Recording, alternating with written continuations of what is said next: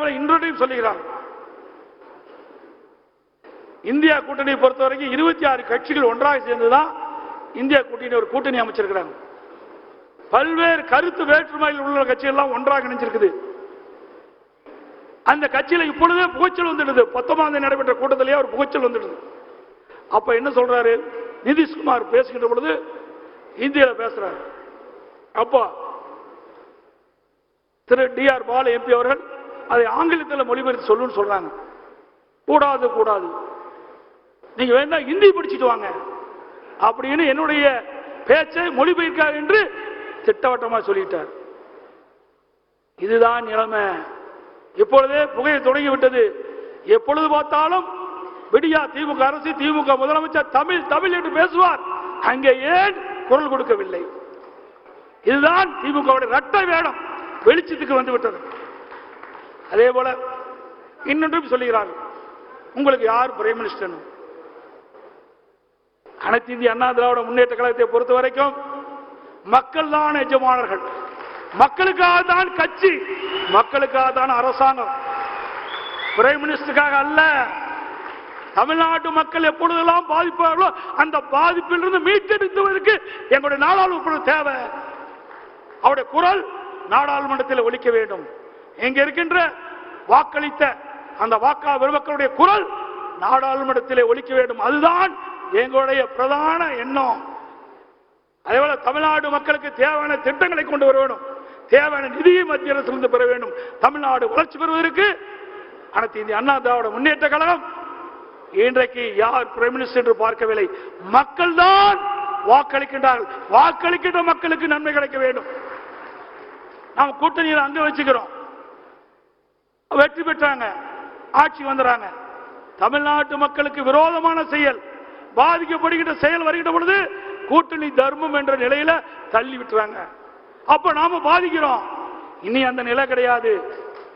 இன்றைக்கு தேசிய கட்சிகளை நம்பி பிரயோஜனம் இல்ல, தேசிய கட்சிகளை நம்பி பிரயோஜனம் கிட்ட அனைத்து இந்திய அண்ணா திராவிட முன்னேற்ற கழகத்தை பொறுத்த வரைக்கும் வாக்களிக்கின்ற மக்கள் தான் எஜமானர்கள். அந்த மக்களுக்கு என்ன தேவை என்பதை நாடாளுமன்றத்திலே மக்கள் துணையோடு வெற்றி பெற்ற எங்களுடைய நாடாளுமன்ற அங்கே குரல் கொடுப்பார்கள்.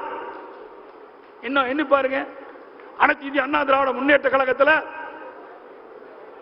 சுமார் 37 நாடாளுமன்ற இருந்தார்கள்.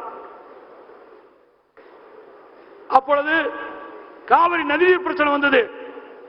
அந்த நதிநீர் பிரச்சனைக்காக சுமார் 22 நாட்கள் நாடாளுமன்றமே ஒத்திவைக்கப்பட்டது.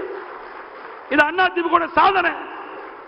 ஓட்டு போட்ட மக்களுக்கு தீர்வு காண்பதற்காக எங்களுடைய அனைத்து இந்திய அண்ணா திராவிட முன்னேற்ற கழக நாடாளுமன்றங்கள் தமிழ்நாடு விவசாய பெருடி மக்கள், தமிழ்நாட்டு மக்களுடைய நலன் கருதி 22 நாட்கள் நாடாளுமன்றத்திலே ஒத்திவைக்கப்பட்ட காட்சி இன்றைக்கும் நினைவு கொள்ள கடைப்பட்டிருக்கிறது. திமுக நீட் தேர்வு என்று சொல்லுகிறீர்களே, நீட் தேர்வுக்காக நாடாளுமன்றத்தில் குரல் கொடுத்து நாடாளுமன்றத்திலே ஒத்திவைக்கின்ற தெம்பு திராணி உங்களுக்கு இருக்குதா? கிடையாது. எப்பொழுது பார்த்தாலும் நீட் தேர்வு ரத்து என்று சொல்லுங்கள். தேர்தல் வருகின்ற பொழுது சொன்னீர்கள். 2021 சட்டமன்ற பொதுத் தேர்தல் போது திரு ஸ்டாலின் சொன்னாரு, திரு உதயநிதி ஸ்டாலின் சொன்னாரு, நாங்கள் ஆட்சிக்கு வந்தவுடன் நீட் தேர்வு ரத்து செய்வதற்கு முதல் கையெழுத்தினாரு. இப்ப 50 லட்சம் பேர் கையெழுத்து வாங்கிட்டு இருக்கிறேன். 50 லட்சம் பேர் கையெழுத்து வாங்கிட்டு யாருக்கு கொண்டு கொடுப்பேன்? யாருக்கு கொண்டு கொடுப்பேன்? சொல்லுங்க பார்க்கலாம். எப்படி மக்களை ஏமாற்றுகிறார்கள்.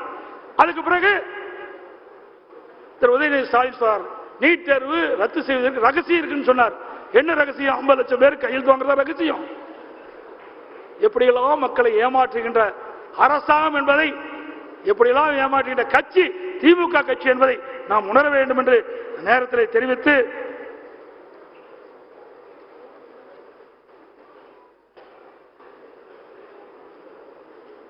இன்னொன்றையும் சொல்றார் திரு ஸ்டாலின் அவர்கள்.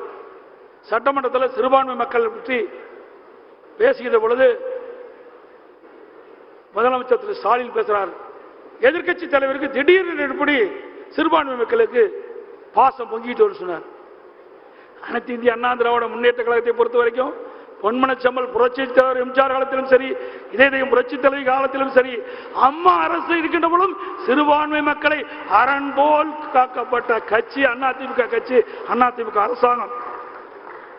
இன்றைக்கு நாம் பாரதிய ஜனதா கூட்டணியிலிருந்து விலகிவிட்ட பிறகு ஸ்டாலினுக்கு தூக்கமே போச்சு. ஏன்னா சிறுபான்மை மக்களை ஏமாற்றி வாக்குகளை பெற்றுக் கொண்டிருந்தார். ஆட்சிக்கு வந்து 2.5 ஆண்டு காலத்தில் சிறுபான்மை மக்களுக்கு எந்த நன்மையும் செய்யல. அவர் வைத்த கோரிக்கை எதுவுமே நிறைவேற்றல. ஆகவே சிறுபான்மை மக்களுடைய வாக்கு சிதறிவிடும் என்ற அச்சத்தில் இன்றைக்கு ஏதோ புலம்பிக் கொண்டிருக்கிற காட்சியை பத்திரிகை ஊடகத்திலும் பார்க்கிறோம். திரு ஸ்டாலின் அவர்களே, நாங்கள் தெளிவுபடுத்தி விட்டோம். அனைத்து இந்திய அண்ணா திராவிட முன்னேற்ற கழக கட்சி பாரதிய ஜனதா கட்சியுடைய கூட்டணி இல்லை என்பதை தெளிவுபடுத்தி விட்டோம்.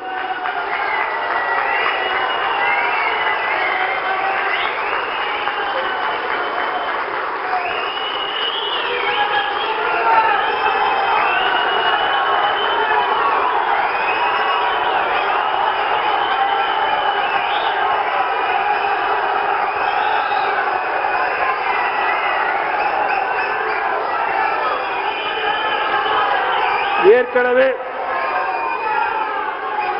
25/9/2023 அன்று தலைமை கழகத்தில் நடைபெற்ற அந்த தலைமை கழக நிர்வாகிகள் முன்னோடி கட்சி நிர்வாகிகளுடைய கூட்டத்தில் ஒருமனதாக எடுக்கப்பட்ட முடிவு. அந்த முடிவின்படி அனைத்து இந்திய அண்ணா திராவிட முன்னேற்ற கழகம் பாரதிய ஜனதா கட்சியுடன் இனி கூட்டணி இல்லை என்பதை தெளிவுபடுத்தி விட்டோம்.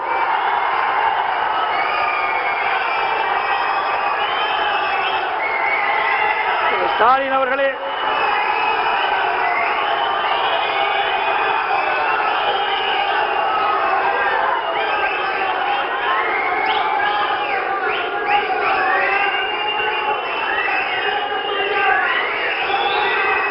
சிறுபான்மை மக்கள்